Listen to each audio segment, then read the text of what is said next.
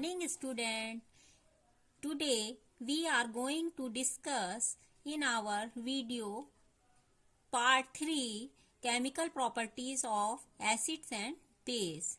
बच्चों, हम chapter study कर रहे थे 2 एसिड बेस एंड साल्ट. इसी में आज हम डिस्कस करेंगे केमिकल प्रॉपर्टी एसिड और बेस की. इसमें हम जो टॉपिक कवर करने जा रहे हैं स्टूडेंट, वो इस तरह से हैं कि सभी एसिड्स में कॉमन क्या है. सबसे पहले हम इसके बारे में जानेंगे, उसके बाद सभी बेसिस में कॉमन क्या है, और फिर हम पढ़ेंगे एसिड और बेस की केमिकल प्रॉपर्टीज. तो आप ध्यान से इसको सुने और समझें कि सबसे पहले सभी एसिड्स में कॉमन क्या होता है. तो बच्चों, जैसा हमने अपनी वीडियो पार्ट 1 में आपको बताया था कि एसिड्स क्या होते हैं, तो उसमें आपने अगर पार्ट 1 वीडियो हमारी देखी है तो आपको पता चल गया होगा कि एसिड्स क्या होते हैं. एसिड्स में जो कॉमन होता है बच्चों, वो सॉरी होता है दे प्रोड्यूस हाइड्रोजन आयन. क्योंकि सभी एसिड,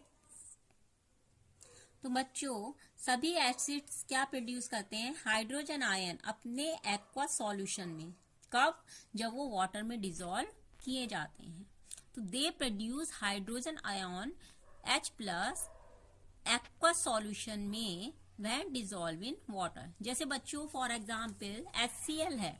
अब HCl को हमने क्या किया, इसको वाटर में डिसॉल्व कर दीजिए, तो ये क्या देगा? H प्लस आयन देगा और Cl माइनस देगा. इसी तरह हम क्या करेंगे, H2SO4 को डिसॉल्व करेंगे तो ये H प्लस आयन देगा SO4. अब आप देख सकते हैं जो भी एसिड्स हैं, जो भी आप वाटर में डिसॉल्व कर रहे हैं, तो उसमें कॉमन क्या है, क्या चीज वो दे रहे हैं. ये देखें यहाँ पर क्या चीज एक कॉमन है कि इसमें जो ये H प्लस आयन है वो क्या है, हमारे कॉमन है. ठीक है, तो सभी एसिड्स में एक बात कॉमन होती है कि उसमें H प्लस आयन क्या होते हैं, कॉमन होते हैं. अब आते हैं हम बेस पर. तो बेस में क्या कॉमन होता है? A base is a substance which dissolve in water to produce hydroxide ions in solution. Base वो सब्सटेंस होता है बच्चों, जब उसको वाटर में डिसॉल्व किया जाता है तो क्या देता है, वो OH आयन सॉल्यूशन में देता है. जैसे NaOH है for example. NaOH when we dissolve NaOH in aqua solution, it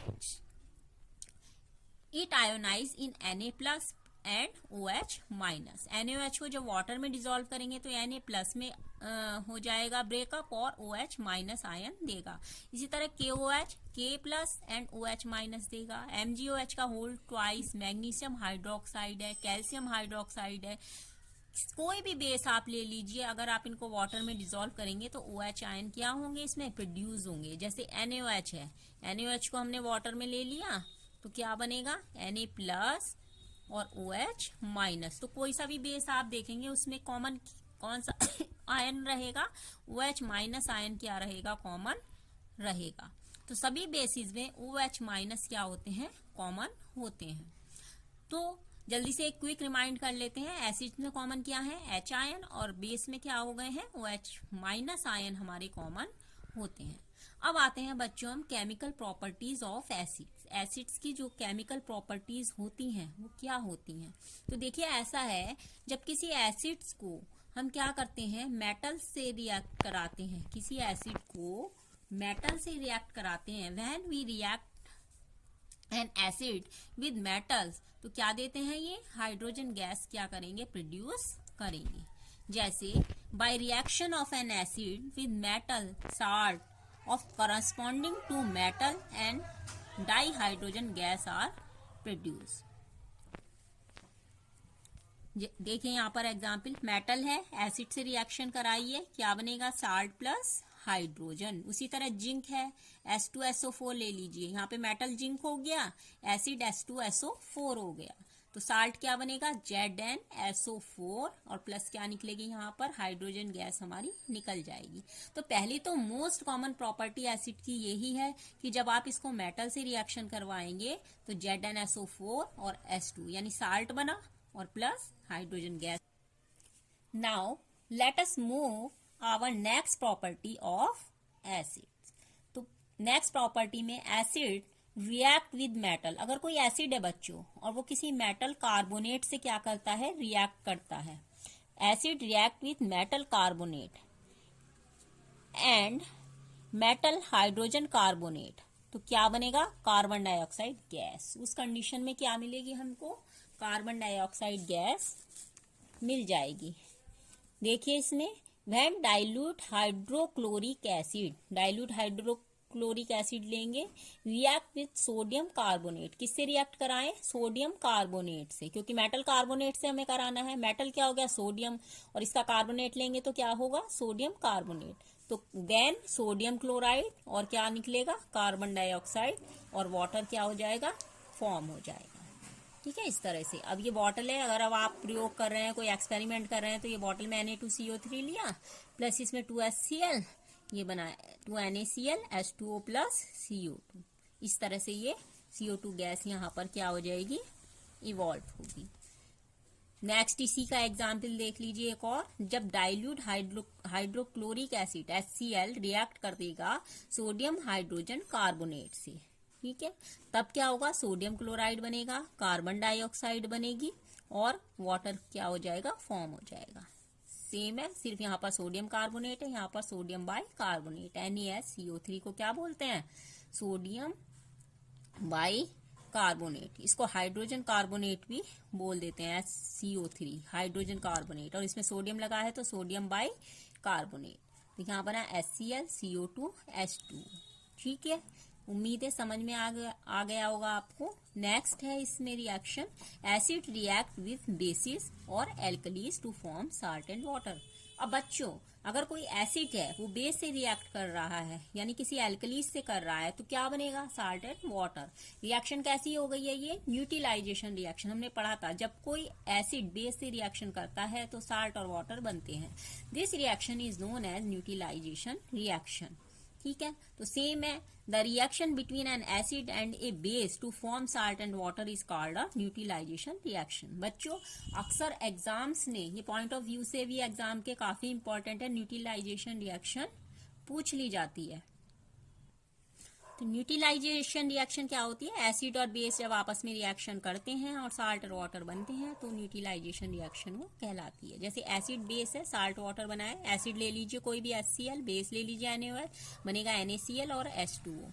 इसी तरह H2SO4 है, NaOH है, Na2SO4 H2O।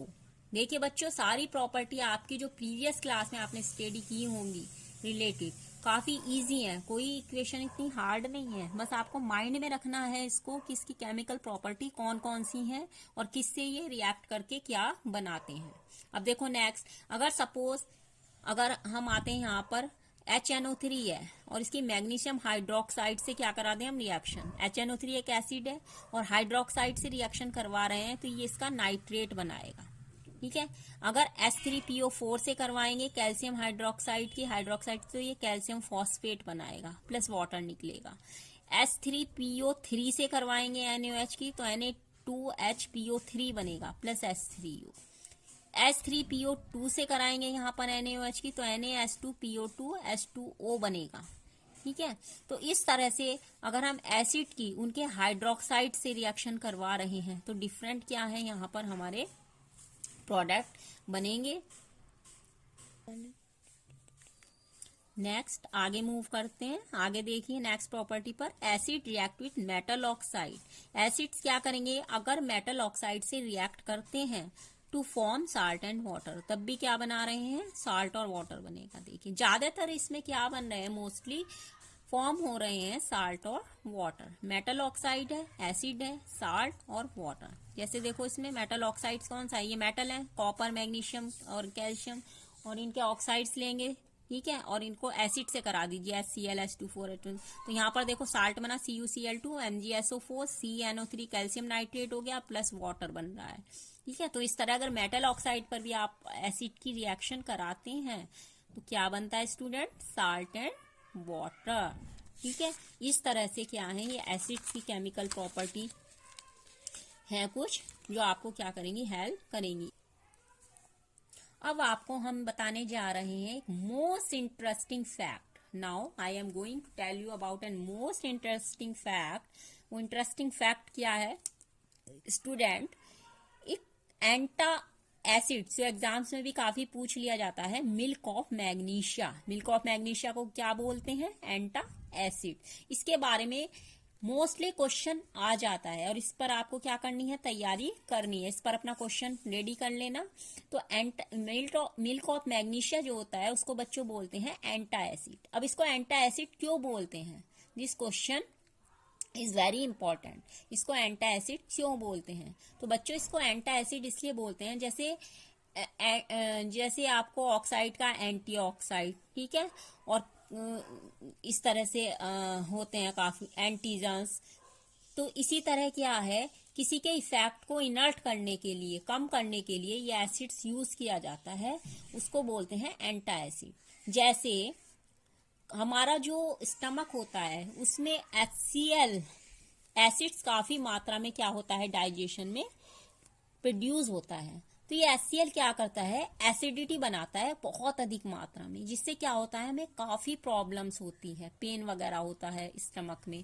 तो उसके प्रभाव को कम करने के लिए, अब HCl क्या है? एक एसिड है, तो इसके प्रभाव को कम करने के लिए अपोजिट क्या हम यूज करेंगे? मिल्क ऑफ मैग्नीशिया, यानी एसिड जो यूज किया जाएगा इसके अपोजिट। इसलिए हम इसको क्या बोलेंगे? इसके प्रभाव को कम करने के लिए यूज हो रहा है ये इफेक्ट को, तो ये एंटा एसिड होगा। यानी एसिड्स का इफेक्ट को कम करने के लिए यूज होने वाला एसिड एंटा एसिड क्या है? ये milk of magnesia. The antacid called milk of magnesia which is used to remove indigestion caused by too much of HCl in the stomach. ये क्या है? ये इज ए मेटल ऑक्साइड। क्या है ये? It is a metal oxide called magnesium hydroxide. तो बच्चों ये जो होता है हमारा मिल्क ऑफ मैग्नीशिया, क्या है? मैग्नीशियम हाइड्रोक्साइड है जो HCl के इफेक्ट को कम करने में यूज होता है। इससे क्या है? बहुत ही जल्दी हमें रिलीफ मिल जाता है। जो भी हमारी पेट संबंधी प्रॉब्लम्स होती हैं उनको क्या कर देता है? ये दूर कर देता है। तो ये क्वेश्चन आपका बनता है, आप इस क्वेश्चन को क्या कर लें? अपना रेडी कर लें कि मिल्क ऑफ मैग्नीशिया क्या है, ये क्या, क्यों इसको एंटा एसिड कहते हैं? क्योंकि ये एसिड के प्रभाव को क्या करता है? कम कर देता है, उसके प्रभाव को डेड कर देता है, उसके प्रभाव को इनर्ट कर देता है, इसलिए इसको हम एंटा एसिड बोलते हैं। अब नेक्स्ट आता है इसमें स्टूडेंट हमने अभी पढ़ा है milk of magnesia. I hope you have got it very well. Next student हम आगे बढ़ते हैं और अब हम जानेंगे कि एसिड को किस तरह से स्टोर किया जाता है। तो नेक्स्ट टॉपिक हमारा है स्टोरेज ऑफ एसिड। तो बच्चों जैसे हमारे पास आप जानते हैं बहुत अच्छे अच्छे सामान होते हैं, कपड़े होते हैं, हम उनको कहाँ रखते हैं? अलमीरा में रखते हैं। किचन के बर्तन होते हैं उनको रैक में लगा लेते हैं, किचन की जूते होते हैं उनको रैक में लगा लेते हैं। अब इसी तरह एसिड है, एसिड को भी जब एसिड्स हैं तो हमें उनको रखना पड़ेगा। आप कहाँ रखेंगे उनको? क्योंकि एसिड्स की जो नेचर होती है वो क्या होती है? बहुत कॉरोसिव नेचर के होते हैं। तो हम उनको क्या है? हर किसी चीज में स्टोर नहीं कर सकते हैं। The mineral acid causes severe Burns. जितने भी मिनरल्स एसिड होते हैं वो क्या करते हैं? सीवियर बर्न्स को कॉज करते हैं। कहाँ पर? स्किन पर, और अटैक करते हैं स्किन के ऊपर, ठीक है। और क्या कर देते हैं?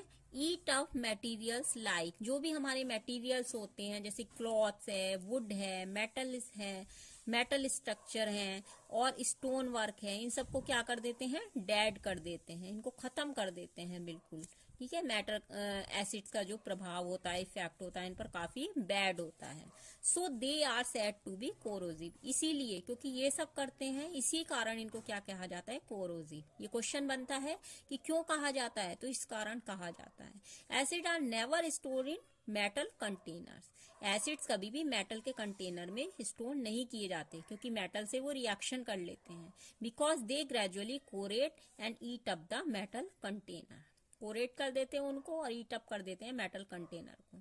इसलिए glass bottle are ideal for storing acid. Glass की जो बॉटल्स होती हैं वही आइडियल होती हैं क्योंकि ग्लास पर जो होता है एसिड का जो इफेक्ट होता है वो नेगेटिव होता है। Ordinary glass is largely inert, it does not react with acid. ये क्वेश्चन बनता है बच्चों कि एसिड को मोस्टली हम ग्लास कंटेनर में ही क्यों यूज करते हैं। अक्सर आप लैब वगैरह में भी जाते हो तो वहां देखते हो जितने भी एसिड्स होते हैं वो ग्लास कंटेनर में ही स्टोर मिलेंगे आपको, मेटल्स में नहीं मिलते।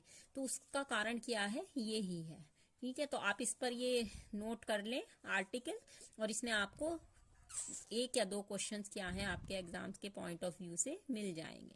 ठीक है, तो ये हमारा टॉपिक कवर होता है एसिड्स का। नेक्स्ट हम आगे मूव करते हैं और बढ़ते हैं आगे, केमिकल प्रॉपर्टीज ऑफ बेसिस। अभी हमने किसकी केमिकल प्रॉपर्टी जानी थी, एसिड्स की, उसकी नेचर जानी थी। ठीक है, मिल्क ऑफ मैग्नीशिया के बारे में जाना था, कैसे स्टोर करते हैं वो सब जाना था। अब हम जानेंगे कि बेसिस की केमिकल प्रॉपर्टीज क्या होती हैं। तो देखो बच्चों, मोस्टली केमिकल प्रॉपर्टीज एसिड और बेस की क्या होती हैं, सेम ही होती हैं। ठीक है, तो इसमें भी अगर किसी बेस को आप मेटल से रिएक्शन कराते हैं, जैसे एसिड में कराया था, तो क्या देंगे, ये हाइड्रोजन गैस देते हैं। By the reaction of base with metal, salt of corresponding to metal and dihydrogen gas are produce. इसमें भी क्या है, हाइड्रोजन गैस निकलेगी। जैसे सपोज हमने NaOH से जिंक की रिएक्शन करा दी है, मेटल है जिंक यहाँ पर, तो क्या बनेगा, Na2ZnO2 प्लस H2, यानी क्या बन गया, सोडियम जिंकेट। इसी तरह अगर आप एल्यूमिनियम से करा दें तो क्या बन जाएगा, इसी तरह एल्यूमिनियम जिंकेट, और प्लस क्या निकल जाएगी, हाइड्रोजन गैस। तो हमने देखा जब किसी बेस की मेटल से आप रिएक्शन करवाएंगे तो क्या बनेगा, बनेगा सोडियम जिंकेट, एल्यूमिनियम जिंकेट, इस तरह के प्रोडक्ट बनेगा। प्लस क्या निकलेगा, मेन क्या है इसमें मेटल से रिएक्शन कराने पर, कि इसमें एक तो करस्पॉन्डिंग मेटल्स का साल्ट फॉर्म होगा, प्लस हाइड्रोजन गैस क्या होगी, निकलेगी। आगे बढ़ते हैं, नेक्स्ट रिएक्शन क्या होगी, बेस की। रिएक्शन सेम है एसिड की भी और बेस की भी, reaction of base with acid. फिर वही न्यूट्रलाइजेशन रिएक्शन आ गई है यहाँ पर। एसिड और बेस की रिएक्शन क्या है, साल्ट और वाटर बनेगा, करा दी हमने। NaOH H2SO4 क्या बना, Na2SO4 H2O। ठीक है, H प्लस OH इसमें मिलके वाटर बना लेंगे। हीट्स कितनी निकलेगी यहाँ पर, 57.1 किलो जूल पर मोल, 37.7 किलो कैलोरी पर मोल, इस तरह से निकलेगी। ठीक है यहाँ पर, और ये कैसी रिएक्शन होगी, एक्सोथर्मिक, क्योंकि हीट्स क्या हो रही है, पासिंग आउट हो रही है, निकल रही है। तो यहाँ पर ये रिएक्शन कैसी होगी, exothermic reaction. Bases react with non metal oxide to form salt and water. अगर किसी बेस को स्टूडेंट हम नॉन मेटल ऑक्साइड से रिएक्शन करा दें तो क्या बनेगा, साल्ट और वाटर। मोस्टली साल्ट वाटर आपकी बात सुनेंगे आप इसमें। CaOH का whole twice plus CO2, CaCO3 plus H2O। ये एक एसिडिक क्या है, सब्सटेंस यहाँ पर कहलाएगा।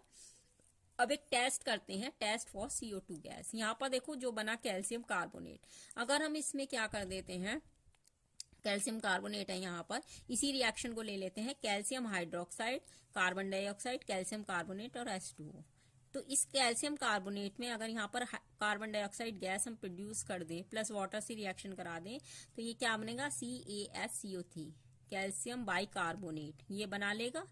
और यहाँ पर जो ये कैल्शियम कार्बोनेट है, यहाँ पर जब आप CO2 गैस क्या करते हैं, पास करते हैं, तो ये मिल्की कलर का होता है। किस कलर का होता है, मिल्की कलर का।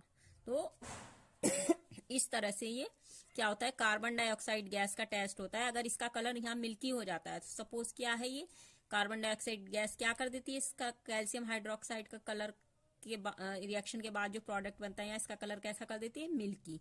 और जब इसको इसमें इस प्रोडक्ट में क्या करते हैं, हम कार्बन डाइऑक्साइड करेंगे तो यहाँ पर कैल्शियम बाई कार्बोनेट बन जाएगा।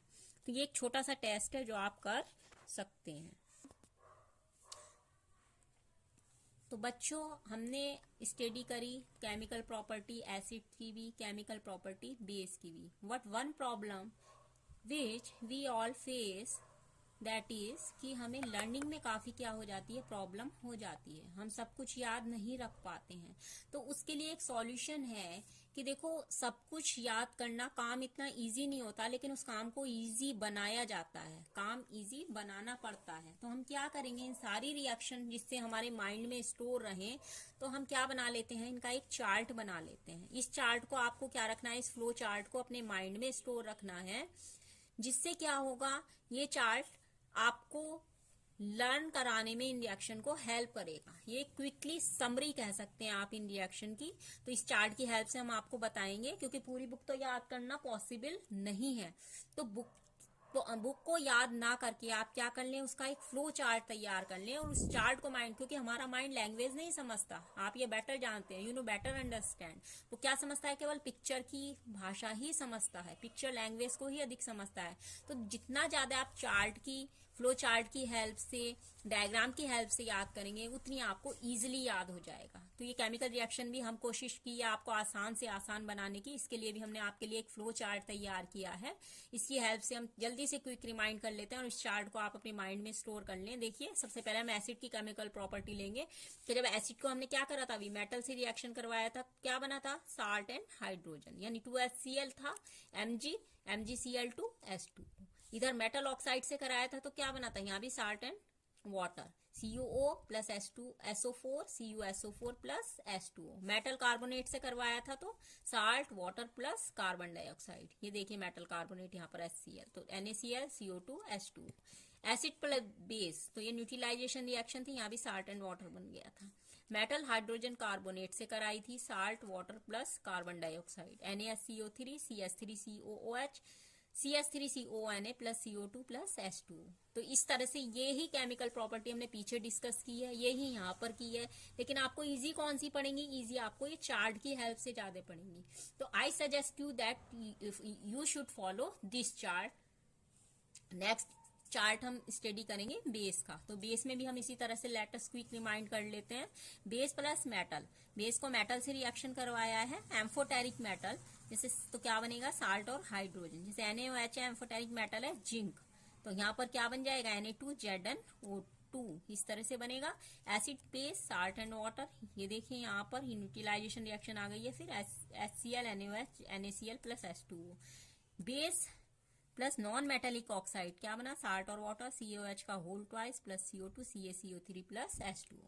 तो इस तरह से ये केमिकल प्रॉपर्टी क्या हो गई है हमारी स्टूडेंट, कंप्लीट हो गई है, एसिड की भी बेस की भी। तो दिस टॉपिक में you should learn this properties, and in our next video we will present with a new topic.